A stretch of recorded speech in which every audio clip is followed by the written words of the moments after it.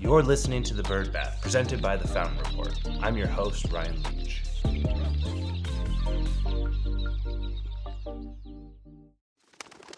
Welcome back to The Bird Bath. Each week we scrape the surface of the news you need to know, so let's get into it. Do non-competes invalidate your VCPR? One advocate against non-competes thinks so. Dr. Bradley Bishop of North Carolina took to LinkedIn to outline how North Carolina statutes define the VCPR. In his post, he hit on the 3 points within the statute. One is that the veterinarian has assumed the responsibility for making medical judgments regarding the health of the animal. 2, there is sufficient knowledge of the animal by the veterinarian to initiate at least a general or preliminary diagnosis of the medical conditions of the animal. And 3, and this is the real sticking point for Dr. Bishop, is that the practicing veterinarian is readily available or provides for follow-up in case of adverse reactions or failure of the regimen of therapy.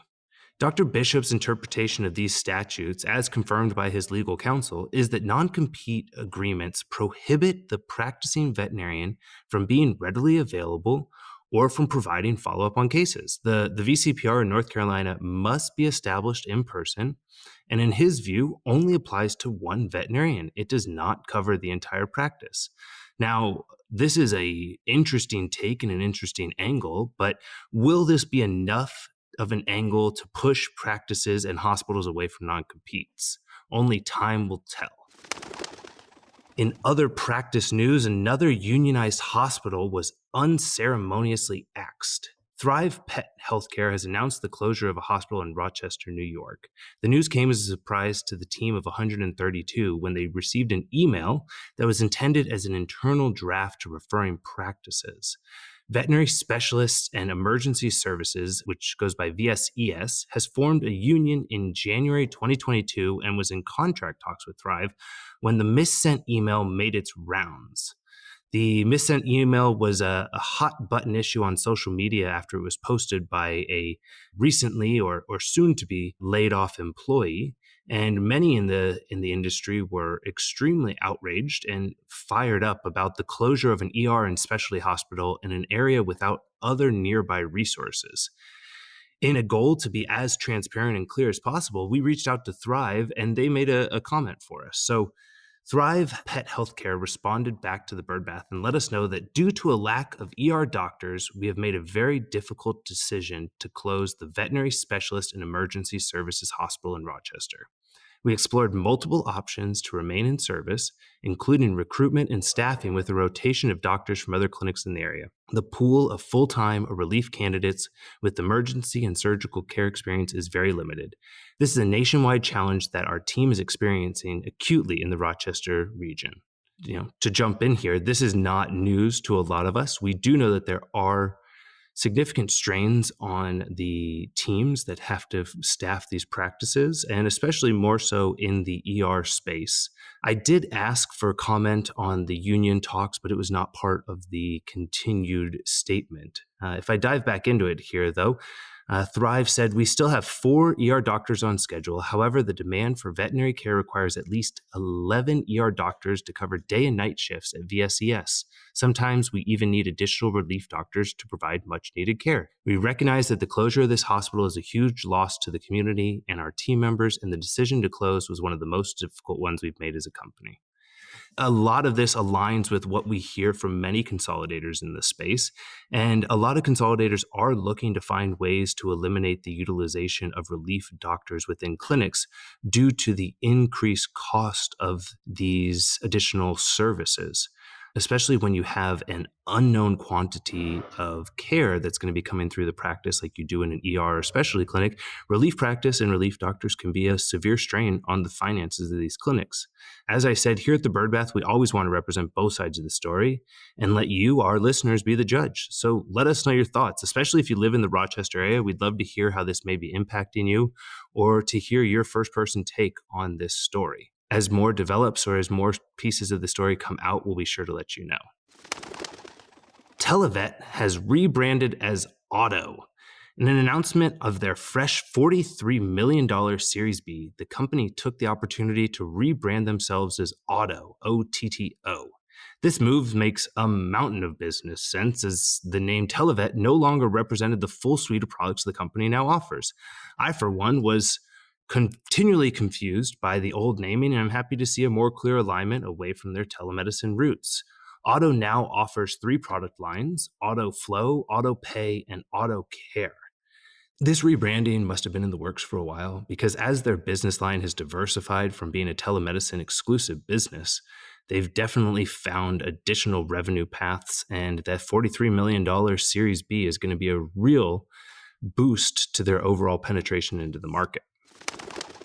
In other news, more dog owners are questioning vaccines like rabies after COVID. In a recent report, more than half of U.S. dog owners expressed concern about pet vaccines, including against rabies. The study surveyed 2,200 people on their opinions regarding routine vaccinations given to pet dogs, specifically the rabies vaccine. Of those polled, 37% believed canine vaccination is unsafe, 22% feel that it's ineffective, and 30% find it unnecessary. Overall, a whopping 53% hold at least one of these beliefs. That's over half of people believe that vaccines are unsafe, ineffective, or unnecessary. The study also found the persistence of long disproven vaccine myths that usually apply to humans, with nearly 40% of respondents expressing concern that vaccines could cause their dogs to develop autism. This one is just a tough story to get through with the misinformation out here.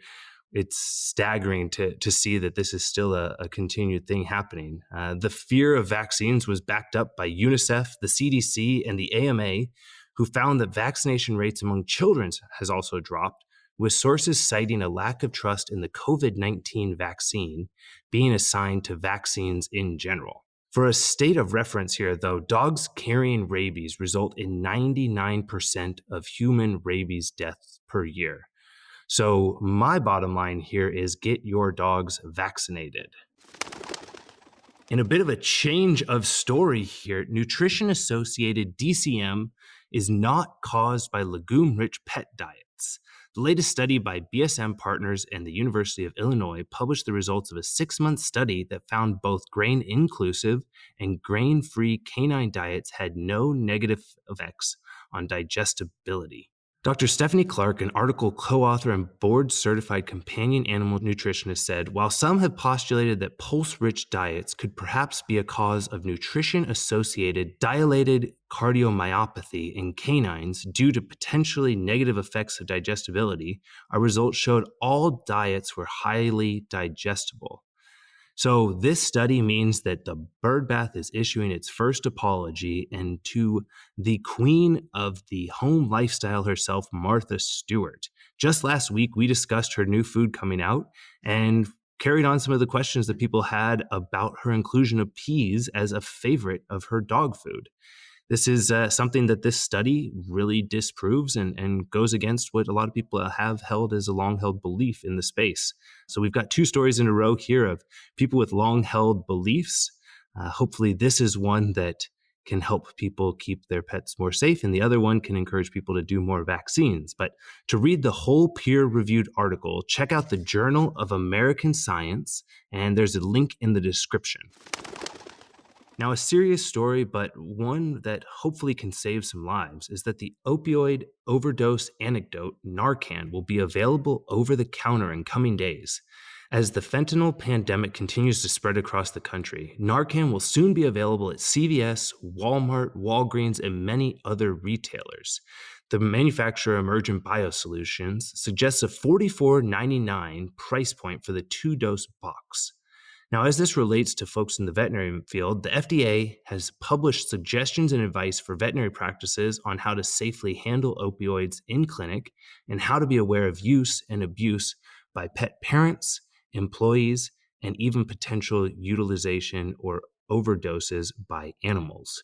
Additionally, the FDA warns that carelessness by opioid users could spike the number of animal overdoses that clinics see. So having Narcan within the veterinary clinic is not a bad idea, especially in a situation where you do have these medications that are being prescribed within the clinics. If you do suspect a pet has been exposed to opioids, you can reach the University of Illinois College of Veterinary Medicine's emergency hotline, which we will be certain to link in the show notes. This is a fantastic resource to reach out to if you have any suspected overdoses of any pets. Now, it's something that we're hearing that people are seeing in a lot of canine drug sniffing dogs, but I do think it's something to be aware of for pet owners that are using or even mishandling prescriptions. Our final story is about AI, artificial intelligence. And if you're not a fan of it, well, this could be a big piece for you. And if you're loving it, it's something that we all need to be on the lookout for. The word here is that when AI starts teaching AI, models may, quote, collapse.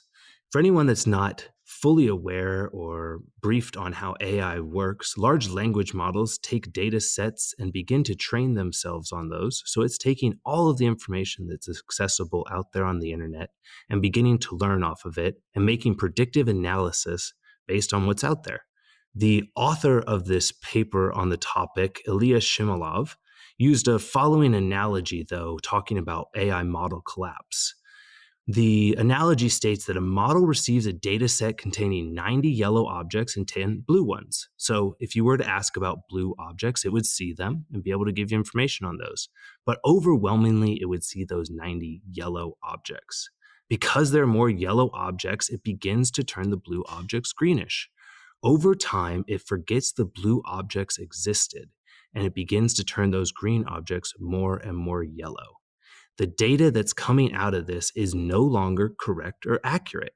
With each generation of synthetic data, outliers disappear and outputs become less accurately reflective of reality, and what's left is nonsense, says Shumilov.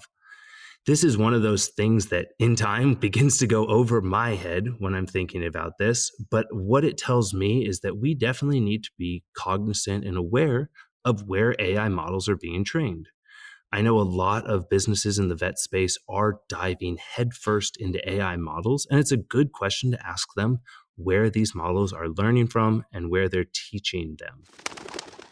If you want to learn about more stories like this, join us by subscribing to the Fountain Report. There's a link in the bio, and don't miss out on any episodes of The Bird Bath by subscribing and rating the show. For The Bird Bath, I'm Ryan Leach. See you next week.